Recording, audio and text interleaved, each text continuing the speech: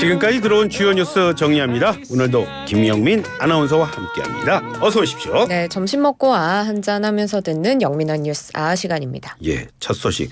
저는 이 얘기 듣고 깜짝 놀랐습니다. 정부가 거점 국립대 의대에 학생이 아니라 교수를 지금보다 1,000명 더 늘린다고 했다고요?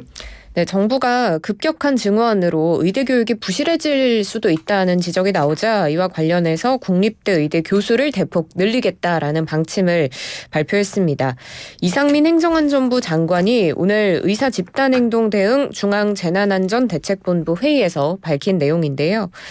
이 장관은 필수 의료, 지역 의료를 획기적으로 강화하고 의학 교육의 질을 제고하기 위해서 지방의 9개 거점 국립대 의대 교수를 2027년까지 1,000명까지 늘리고 실제 운영 과정에 필요한 경우에는 현장 수요를 고려해서 추가로 복양하겠다는 방침을 전했습니다. 거점 국립대 교수가 현재는 1,200명에서 1,300명 수준인데요. 이를 2배 가까이인 2,200에서 2,300명까지 늘리겠다는 겁니다. 박민수 보건복지부 2차관도 중대본 회의 후에 브리핑에서 이렇게 의사 증원과 교수 증원이 함께 추진되면 의대생과 전공의들에게 질 높은 교육과 수련을 제공할 수 있게 된다고 말했습니다. 예. 오늘이 정부가 정한 의사 복귀 시한 마지막 날이죠? 맞습니다. 정부가 사직서를 낸 전공의들에게 제시한 마지막 복귀 시한 마지노선이 바로 오늘인데요. 일단 어제 오후 7시 기준 100개 수련병원을 점검했더니 소속 전공의의 약 80.2%인 9,997명, 10,000명에 가까운 전공의들이 사직서를 제출했습니다. 예. 이 중 근무지를 이탈한 사람은 9,076명인데요. 정부는 전공의들이 복귀하는 사례가 증가하고 있다고 전했는데 일단 100개 수련병원의 서면 보고 자료에 따르면 어제 오전 11시 기준 의료 현장에 복귀한 전공의는 294명입니다. 조규홍 보건복지부 장관은 오늘이 마지막 날인 만큼 환자 곁으로 돌아와 주길 간곡히 부탁한다고 호소했습니다. 서울대병원장도 복귀 메시지를 전했다고요? 복귀하라는? 맞습니다. 서울대학교 병원장이 소속 전공의들에게 복귀하라라는 내용의 메시지를 보냈는데 어제 김영태 서울대병원장과 송정한 분당 서울대학교 병원장, 이재협 서울대병원 운영 서울시 보라매 병원장이 소속 전공의 전원에게 이메일을 보냈습니다. 이메일의 제목은 서울대병원 전공의 여러분께였는데 이들은 그래서 이제 여러분이 있어야 할 환자 곁으로 돌아와 달라고 호소했습니다. 또 이들이 필수 의료 체계와 수련 환경을 개선하겠다고도 약속했는데요. 이렇게 주요 대형 병원의 병원장이 집단으로 사직서를 낸 전공의들에게 공식적으로 돌아오라라고 호소한 건 이번이 처음입니다. 예.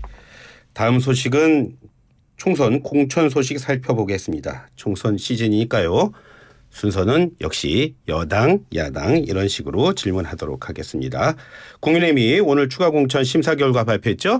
네, 그렇습니다. 국민의힘은 보류 지역 4곳의 판단 결과를 공개했는데요. 2개 선거구를 우선 추천하고 2개 선거구를 경선 지역으로 선정을 했습니다.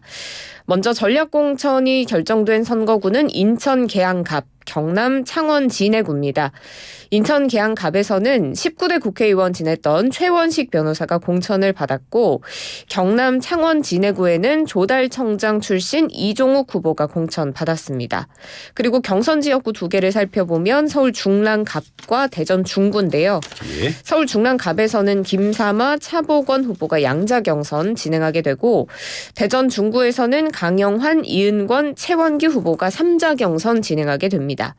공관위는 심사가 보류돼 있는 텃밭 지역구들에 대해서도 공천 방침 조만간 확정한다는 계획입니다. 예. 더불어민주당도 오전에 공천 결과를 추가로 발표했나요? 네, 더불어민주당 안규백 전략공천관리위원장은 인천 부평 을에 비례대표 이동주 의원과 박선원 전 국정원 1차장이 경선을 치른다고 발표했습니다. 예. 이로써 지역구의 현역인 홍영표 의원이 경선 대상에서 빠지면서 자동으로 컷오프가 된 건데요. 그리고 또 기동민 의원이 지역구로 있는 서울 성북을도 친명으로 분류되는 영입 인재인 김남근 변호사를 전략공천했다고 발표했습니다. 지금 임종석 전 대통령 비서실장에 이어서 홍영표, 기동민 의원까지 다 컷오프가 되면서 민주당의 공천 내홍은 더 격화하지 않을까 싶습니다. 예, 이제 국회 얘기를 한번 해보겠습니다.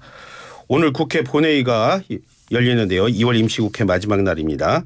여야가 선거구 획정안에 합의를 했네요. 그렇죠? 네, 여야가 오늘 4월 총선에 적용될 선거구 획정안을 수정해서 처리하기로 합의를 했습니다. 윤재욱 국민의힘 원내대표와 홍익표 더불어민주당 원내대표가 오늘 김진표 국회의장 주재로 서울 여의도 국회 본청에서 회동을 가졌는데 여기에서 선거구 획정안을 수정해서 통과시키기로 합의했습니다. 아직 구체적인 내용은 공개가 되지 않았는데요. 여야는 오후에 있을 국회 정개특위를 거쳐서 이 수정된 선거구 획정안을 본회의에 올릴 예정입니다. 선거구 획정안이 오늘 본회의에서 만약에 통과가 되면 4월 10일 총선을 41일 앞두고 선거구 획정이 이루어지는 겁니다. 41일 앞두고 선거구 획정이 이루어지는 거네요. 된다면 말이죠. 자, 오늘 참 쌍특검법도 재표결에 붙여지죠? 맞습니다. 윤석열 대통령이 제2요구권을 행사해서 국회로 다시 돌아왔죠. 이른바 쌍특검법. 김건희 여사의 도이치모터스 주가 조작 사건 그리고 대장동 개발 사업의 50억 클럽 뇌물 의혹에 대한 특검법이 오늘 본회의에서 재표결되는데요. 대통령 거부권이 행사된 법안이라 재표결이 되는 만큼 재의결 때는 재적의원 과반 출석에 출석의원 3분의 2 이상의 찬성이 필요합니다. 예. 지금의 의석수를 고려할 때 쌍특검법은 부결이 돼서 최종적으로는 폐기될 가능성이 커 보입니다. 함께 지켜보도록 하겠습니다. 자, 다음 소식은 참 또 걱정스러운 소식입니다. 출산율 또 역대 최저치를 기록했다고요? 그렇습니다. 합계 출산율이 사상 처음으로 0.6명대로 떨어졌다는 안타까운 소식이 전해졌는데요. 통계청이 발표한 지난해 12월 인구동향 자료에 따르면 지난해 4분기의 합계 출산율이 0.65명으로 집계된 겁니다. 예. 이 합계 출산율은 여성 1명이 평생 낳을 것으로 예상되는 평균 출생아 수인데 이게 0.6명대로 떨어진 건 이번이 처음이고요. 그래서 지난해 전체로 봤을 때 연간 합계 출산율은 0.72명을 기록했습니다. 이는 1년 전보다 0.06명 줄었고 출생아 수는 23만 명으로 떨어졌는데 이 지역별로 살펴봐도 좀 놀랍습니다. 서울이 0.55명으로 이 합계 출산율 가장 낮았고 그나마 높다고 볼 수 있었던 세종과 전남도 0.97명이었는데 그러니까 전국 시도 가운데 이 합계 출산율이 1명을 넘은 곳이 단 한 곳도 없었습니다. 네.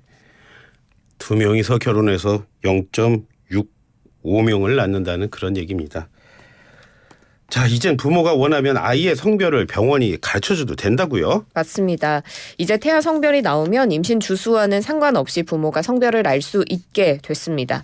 그동안은 임신 8개월, 32주 전에는 의사가 부모에게 태아의 성별을 알려주는 걸 금지했는데요. 헌법재판소가 이걸 위헌이라고 본 겁니다.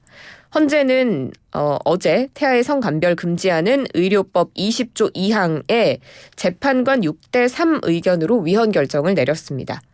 헌재는 태아의 성별 고지 제한하는 게 태아의 생명 보호라는 입법 목적을 달성하기 위한 수단으로 적합하지 않고 부모가 태아의 성별 정보에 대한 접근을 방해받지 않을 권리를 필요 이상으로 제약한다고 봤는데요. 예. 그래서 1987년에 제정됐던 이 법이 37년 만에 역사 속으로 사라지게 됐습니다. 예.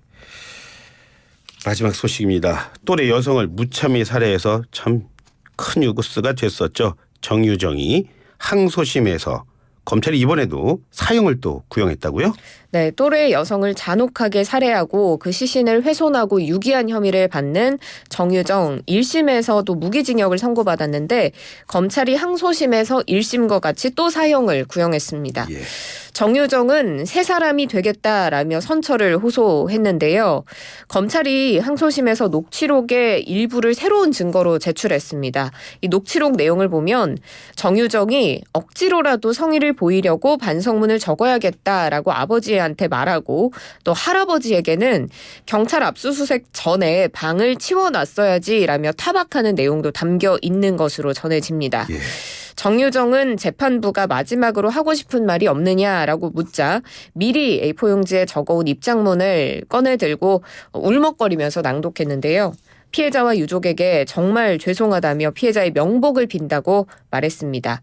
그러면서 죗값을 치르고 반성해서 새 사람이 되겠다고 말했는데 정유정의 항소심 선고 공판 다음 달 27일에 열립니다. 예.